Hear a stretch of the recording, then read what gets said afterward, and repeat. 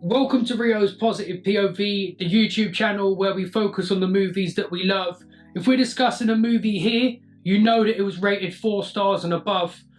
Glass Onion, a Knives Out murder mystery, is due to be released in cinemas for a very limited time on the 23rd of November before it hits big time on Netflix on the 23rd of December.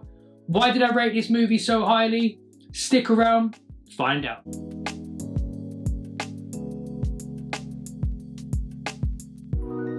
Glass Onion, a Knives Out murder mystery, as you can probably tell from the title, is a sequel to the 2019 banger Knives Out.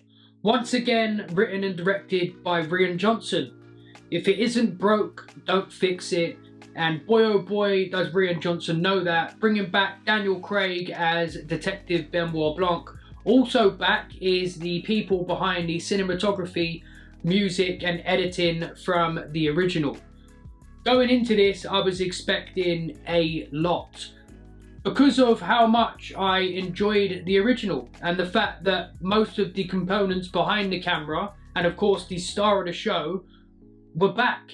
And every time Rian Johnson is allowed to flex his muscles and bring us an original story, he flourishes in my opinion. So going into this one, I expected so much and I was given so much more. Honestly, I don't really have any notes. I found it an enjoyable film from start to finish. It is 100% one that you're going to want to try and catch in the cinemas if you can. If you can't catch it during its limited run, then of course Netflix to save the day. I'm really hoping Netflix do this with a lot of their films and give them cinematic releases because I think it would be magnificent for them to do so. One of the best factors for me of why I loved the original Knives Out was the ensemble cast. It was just so bloody good and the characters were so out there, they were so unique. I'm happy to say that Glass Onion is, if not as good, probably better on that front. There is some magnificent performances throughout this film. The ensemble cast features Dave Bautista, Kate Hudson, Edward Norton, Leslie Odom Jr., Janelle Monáe, Kathryn Hahn, Madelyn Cline. It is just stacked. And that is the ensemble cast that backs up Daniel Craig. That doesn't even account for all the cameos that you get in this film. I'm not going to speak about those at all in any length because I don't want to spoil them, and spoilers are not okay. One of the major aspects of the original film that I liked was the fact that it kept you guessing. Even though I had an inkling from the get-go of who the killer was, the way this film brings it about and the way it brings the murder mystery to the forefront is a completely different way. Basically, this mogul brings a group of his friends to a private island that he owns where they normally meet up every year and have different type of events. This time he has set up a murder mystery game where the guests are going to have to find out who killed him. And that is all I'm going to tell you about the story here because it goes in so many different ways from there. It's so different to the original film but features so many of the magnificent aspects that I loved from the original. I could watch 100 of these Rian Johnson Knives Out films and probably never get bored. As long as Daniel Craig is on board for all of them because his character is just a breath of fresh air and it just looks like he's having so much fun with the performance. And I'm not surprised because the script is just wonderful. Every single actor must get one of these scripts and just be licking their lips because the words just come straight off the page and these characters are so large, they're so extravagant, there's so much about every single one of them. No character is any way the same as the next. They are all extremely well written characters and the actors must have an absolute field day when they get to set and must have so much enjoyment. You can tell that from watching the film that they had fun while making it, and I most certainly had fun while watching it.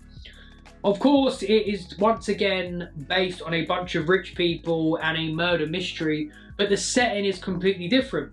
We had an old manor with a big house in the original.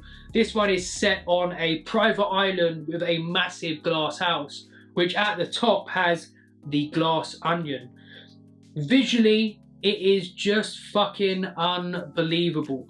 So nice to look at, and in my eyes, it's a better movie technically than the original was.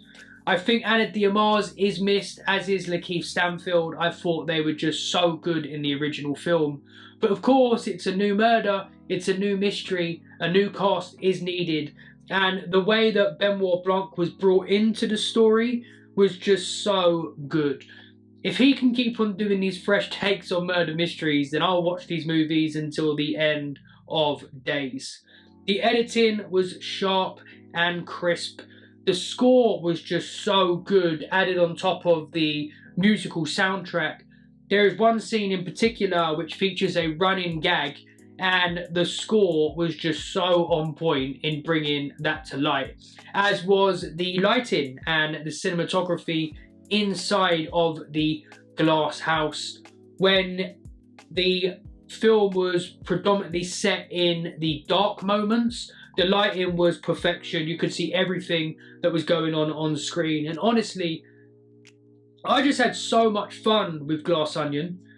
A 5-star movie for me. I don't have any notes. There's nothing that I would change. The only thing I would say to you guys is if you can see it in the cinema during this limited run, then by all means please do, because I think it will be best enjoyed with a big crowd. However, it's definitely something you can watch on Netflix, chilling up on the sofa and still have a lot of fun with. This is the first video of Rio's Positive POV 2.0, where from now on I'm just focusing on movies that I love. I don't want to review movies on here that I didn't like anymore. If you want to find out about the other films that I watch and what I rated them, you can check out my Letterboxd account, which I'm going to link below, and also the Cinematic, which is a website I now write for, where I do reviews for all movies that I watch, whether I loved them or I hated them. This channel, however, is just solely now focused on the positive side.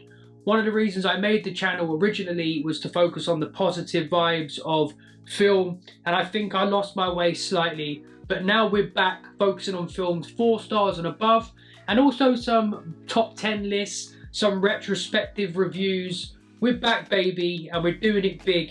Thank you for watching. Peace out.